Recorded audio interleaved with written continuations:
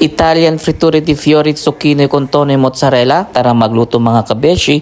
So itong ating mga ingredients. Ayan. So meron tayong mozzarella, meron tayong egg, and then ating fiori di zucchini, flour, egg, and tuna. So i-cut lang natin yung flour ng ating zucchini, and then hugasan lang natin mabuti mga kabeshi. After hugasan, iset aside lang muna natin, and then next i-cut naman natin ang ating mozzarella cheese. Ayan. So ang ating fresh mozzarella Italian cheese. Ayan, so ikat lang natin. And then next, open naman natin ang ating tuna.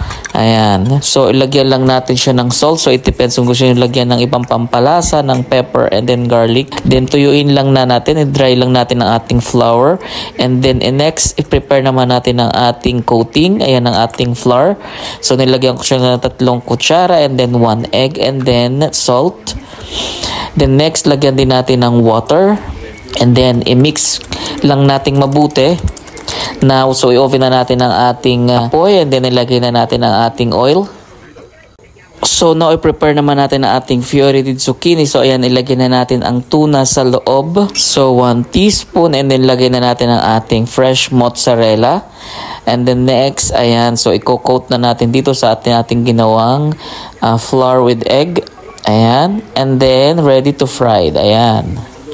Then, ulit-ulitin lang natin yung the rest.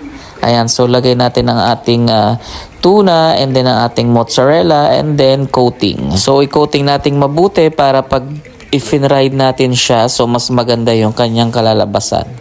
Ayan, so may the rest pa tayong natitirang dalawa. Ayan, so lagay din uli natin ang ating mozzarella, then coating, and then fried. Ayan, ating last. Lagyan na natin ang ating. So, yung kinamay ko ng mga kabeshi, pero malinis naman ang kamay ko. So, ayan. Ang ating last flour. Ayan, prepare. So, now, i-prepare na natin ating plate and then tissue. Ayan. I-fried lang nating mabuti. So, ayan, i-flip na natin. So, para maluto naman yung kabilang part. So, ayan. At kapag medyo golden brown na siya, so okay na siya. Ayan mga kabeshi, so pwede na natin siyang hanguin. Ayan, isa-isa na natin siyang hanguin at ilagay natin doon sa paper. Ayan, para masala yung kanyang oil. So ingat lang sa pagpiprito. Super bango.